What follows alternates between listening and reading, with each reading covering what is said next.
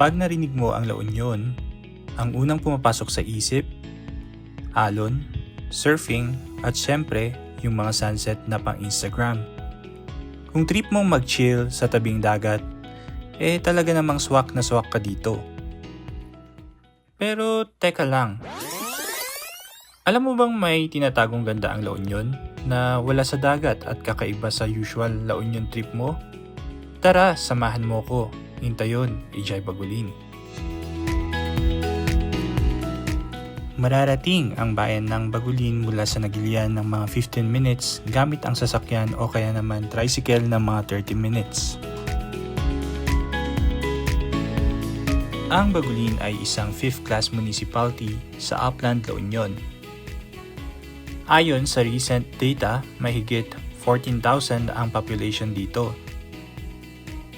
Dahil sa quality brooms na pangunahing produkto dito, kilala ang bayan bilang soft broom capital of the North.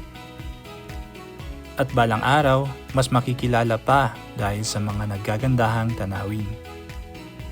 Una nating pupuntahan ang isa sa mga kilalang waterfalls na malapit lang sa munisipyo ng Bagulin, at ito ang Los Lucy Falls.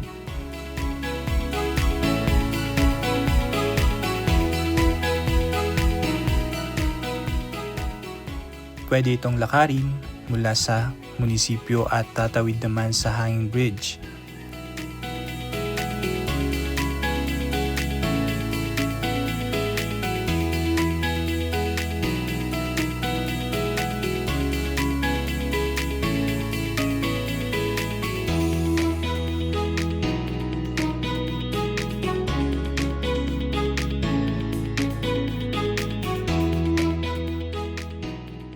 Ang recommended or best time na pagpunta dito ay sa mga buwan ng Mayo hanggang Nobyembre, dahil dito mas malakas ang tubig na dumadaloy mula sa waterfalls.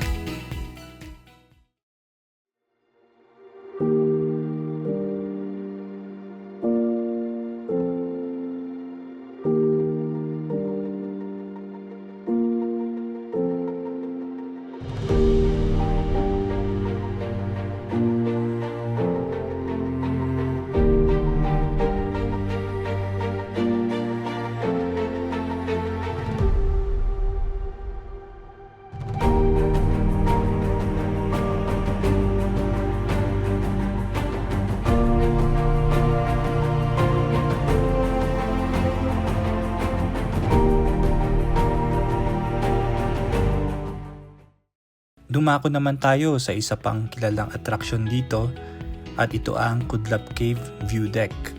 Mula sa munisipyo ay tatahakin ang pakanan na kalsada at pakaliwa naman pagpaakyat na. Madadaanan rin ang public cemetery na siyang magsisilbing landmark na ikaw ay nasa tamang daan.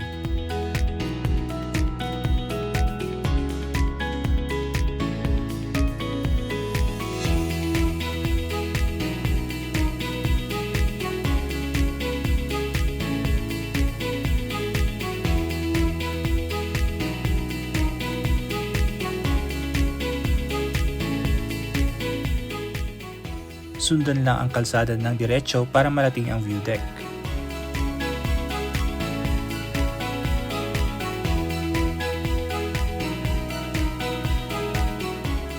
Ang Kudlap Burial Cave ay matatagpuan sa Alabok, Cambali, Bagulin, La Union.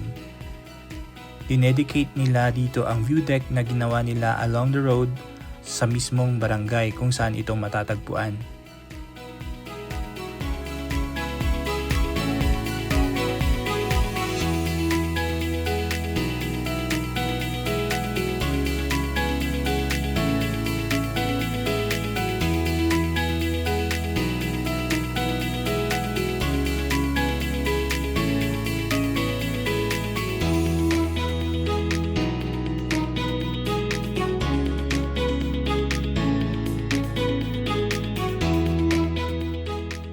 Ang next naman nating pupuntahan ay ang isa sa mga pinagmamalaking waterfalls ng Baguling.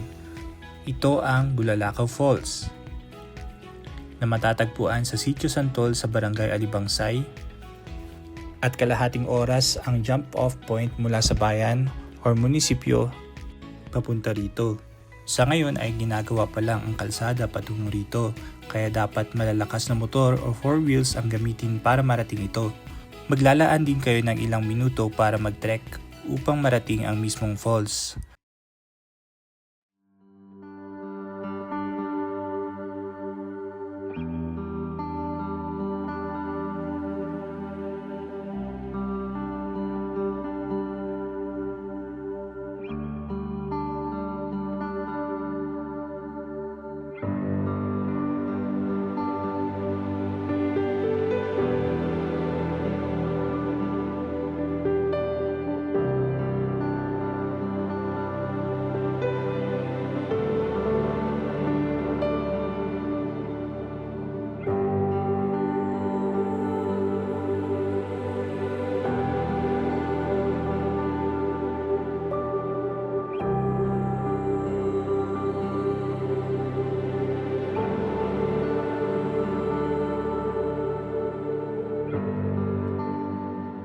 May mga rock formations at pwedeng maligo dahil hindi ito ganon kalalim. Ito ay kilala bilang cleanest, safest, and greenest body of water ng provincial government ng La Union. Kaya naman ngayong tag-init, magandang magtampisaw o maligo kasamang tropa, barkada at pamilya.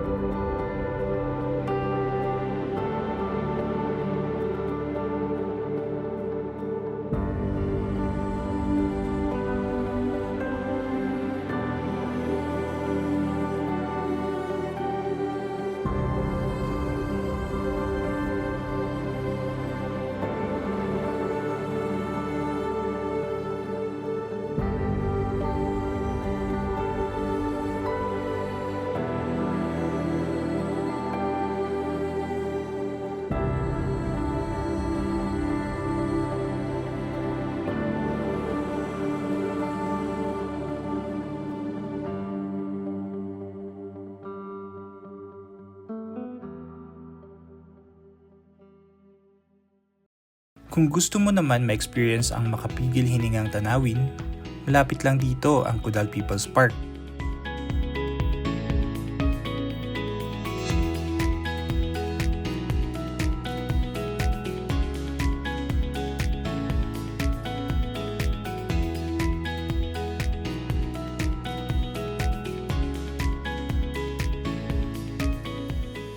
Bago pumasok ay kailangan mo nang magbayad ng environmental fee at magsulat sa kanilang logbook. Meron dito ang mga bench na pwedeng upuan at mga cottage na pwedeng pagpiknikan ng barkada, tropa o kapamilya.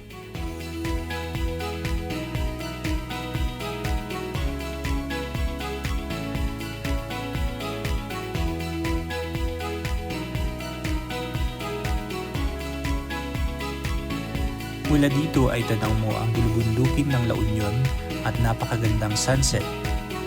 Tinatawag din itong Little Baguio dahil may mga pine trees at presko ang hangin.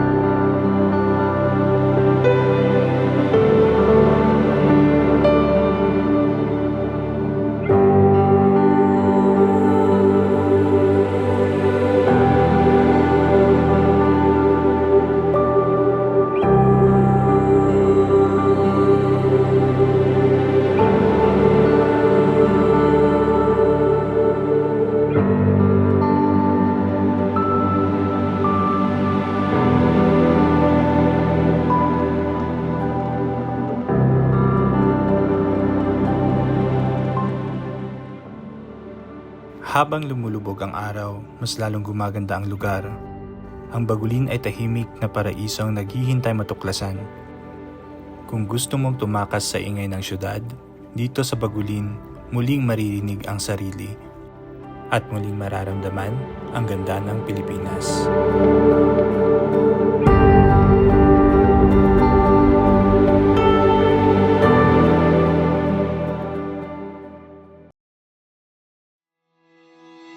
Huwag kalimutang mag-like, comment at subscribe.